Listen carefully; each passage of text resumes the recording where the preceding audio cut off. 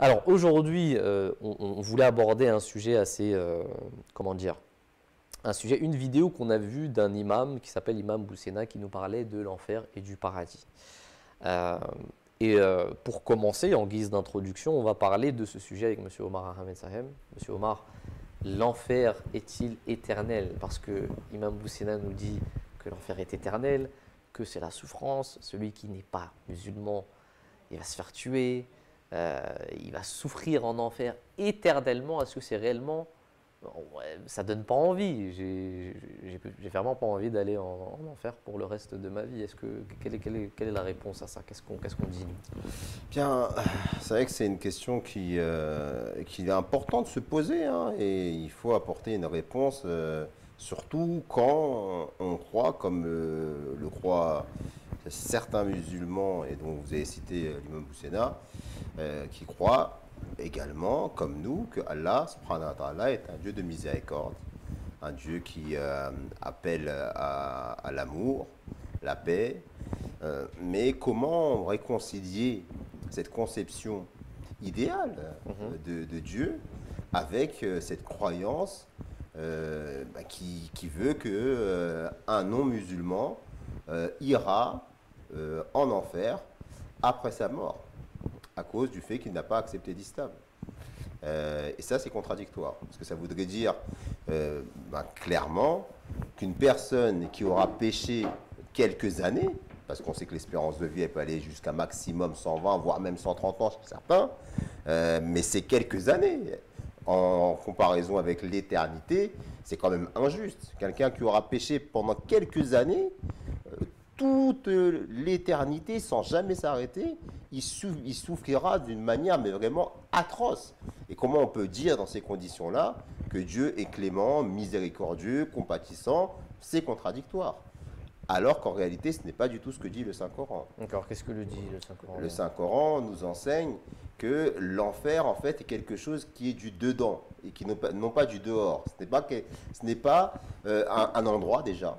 Ce n'est pas quelque chose que Dieu impose parce qu'il aura été vexé, et qu'il punit parce qu'on l'aura contrarié comme un roi de ce monde égocentrique.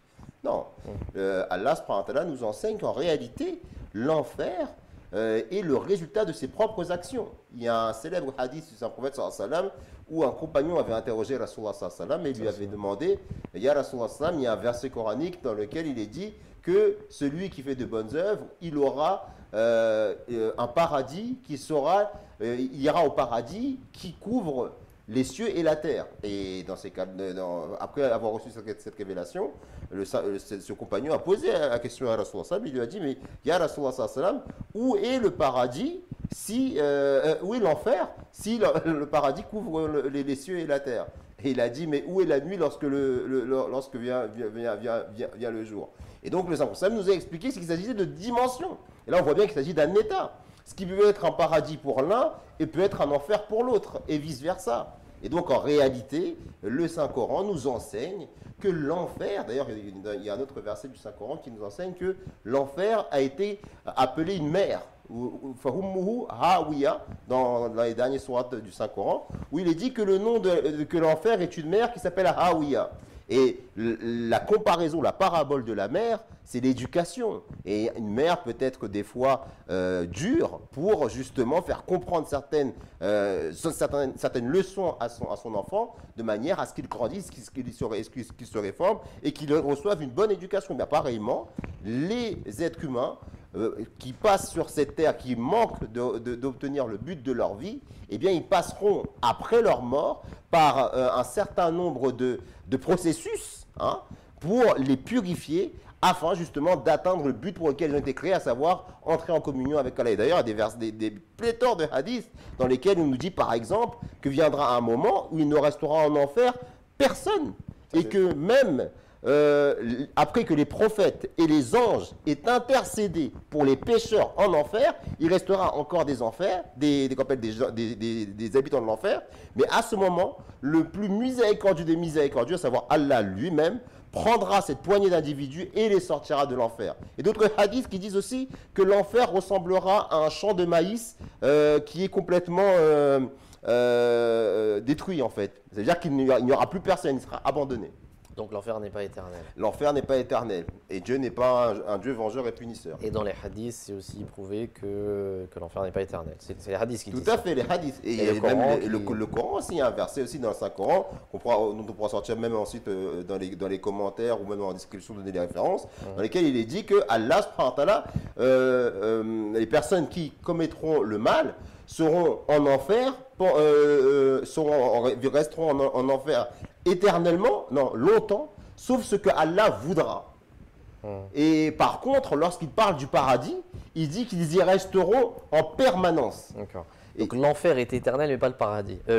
L'enfer n'est pas éternel, mais le Le paradis. paradis est éternel, tout à fait. D'accord. Alors aujourd'hui, je pense qu'il n'y aura pas de questions, parce que pour l'instant, il n'y a aucune question, mais on va attendre quand même que les gens posent des questions. Donc vous allez devoir répondre à mes questions, Monsieur Omar, aujourd'hui. Je vais continuer sur ce débat. Allez-y, Monsieur En fait, Tala. je voulais rajouter quelque chose à ce que M. Omar il a dit. C'est que certaines personnes disent, mais au final, ça veut dire qu'une personne peut commettre des meurtres, violer des gens et commettre les pires atrocités sur Terre, comme l'avait fait Hitler. Et une autre personne qui n'a rien fait est pure, est-ce que finalement les deux auront la même finalité? Parce que si l'enfer n'est pas éternel, c'est-à-dire qu'in fine, ils vont se retrouver tous les deux au paradis. Ouais. En fait, ce qu'il faut comprendre, c'est que Dieu, il est gracieux, mais il va aussi faire passer les gens qui ont commis des atrocités sur cette terre par des phases, comme le disait Omar Saheb, par des processus qui vont être extrêmement douloureux pour la personne. Parce qu'il y aura une prise de conscience durant cette phase-là de qu'est-ce qu'il a fait comme atrocité. D'accord. Et ça peut être extrêmement douloureux. On peut faire rapidement, en 30 secondes, une analogie avec l'hôpital. Plus la maladie va être sévère, plus le traitement va être douloureux. Une personne qui va venir avec un rhume et une personne qui va venir avec un cancer avec des métastases n'aura pas la même durée d'hospitalisation et n'aura pas aussi la même n'aura pas un traitement aussi la personne qui a par exemple le cancer aura un traitement forcément plus douloureux, plus difficile, plus long. Et c'est un peu l'analogie qu'on peut faire. Là, on sent le docteur qui est en train de parler. On peut sentir un peu scientifique en moi, mais ce que je veux dire en fait pour que ce soit un peu clair, c'est que très bonne une analyse. personne qui va rester extrêmement longtemps dans un processus extrêmement douloureux, extrêmement long, d'ailleurs dans le Saint-Coran, il y a des versets qui nous montrent de l'atrocité et de la souffrance de l'enfer qu'il ne faut pas oublier ici. Exactement. Ça veut dire que d'un côté, il y a une personne qui va d'emblée entrer au paradis ou très rapidement, de l'autre côté, une personne qui va passer par un processus extrêmement long, fastidieux, douloureux et très long.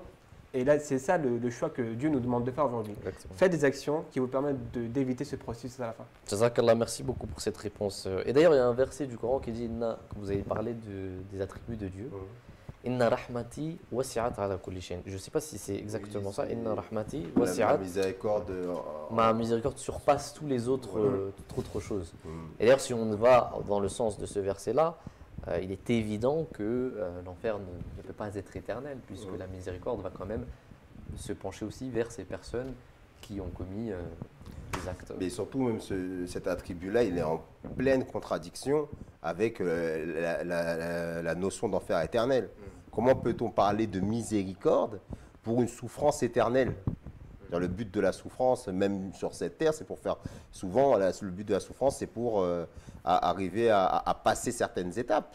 C'est comme l'a expliqué Dr Seb, les malades souffrent avant d'obtenir la guérison. Et c'est là qu'on peut parler de miséricorde. Parce que lorsqu'un médecin, justement, encore une fois, donne un traitement qui est amer, c'est dans le but que ce traitement aboutisse à une guérison. Mais là, vous donnez un traitement, mais vous souffrez uniquement pour souffrir. Mais c'est quoi l'enfer et le paradis, sûrement Qu'est-ce que c'est que l'enfer et le paradis? Qu'est-ce que l'enfer et le paradis? Bon, on y a un tout petit peu répondu en amont quand on a expliqué que, en fait, l'enfer et le paradis ne sont que le résultat de nos œuvres ici-bas. Et l'enfer n'est pas, c'est quelque chose qui commence après la mort. Et quelque chose qui peut commencer et dont le but est de commencer déjà sur cette terre. C'est pour ça qu'il y a des versets coraniques dans lesquels on dit, par exemple, que certaines personnes diront il y a des fruits que j'ai goûtés au paradis, que j'ai l'impression que je les ai goûtés dans l'autre monde. Et pourtant, Allah nous dit qu'au paradis, il y aura ce que nul œil n'a vu, nul oreille n'a entendu. Et il y a ce type de verset aussi. Mais c'est pour expliquer qu'en réalité, ce paradis que l'homme recherche, c'est la communion avec Allah. Et il y a des saints hommes qui commencent le paradis, et donc ils ont déjà un aperçu de ce que c'est que ce paradis sur cette terre. Le saint prophète Muhammad, il le disait lui-même, qui m'a vu a vu Dieu. Et celui qui est aveugle sur cette terre sera aveugle dans l'au-delà. Mais de quelle vision on parle? C'est la vision spirituelle, la révélation divine, les cachs, la relation avec Allah. C'est ça le véritable paradis dont le Saint-Coran appelle à rechercher. Ce qui est sûr, c'est que l'enfer n'est pas un lieu physique, comme beaucoup de musulmans le croient. Et ils ont tendance à le croire au vu des versets et des métaphores qui sont utilisés dans le Saint-Coran pour décrire l'enfer. J'allais y venir d'ailleurs. Comme les flammes, l'eau bouillante, etc. Sauf que dès lors, on part du principe que dans le Saint-Coran, Allah il nous dit clairement que j'ai donné que très peu de connaissances à l'homme sur l'au-delà et sur l'enfer, etc. Ce qui est sûr, c'est que ce ne sera pas physique. Parce qu'il n'y a que l'âme qui va aller. Et comme M.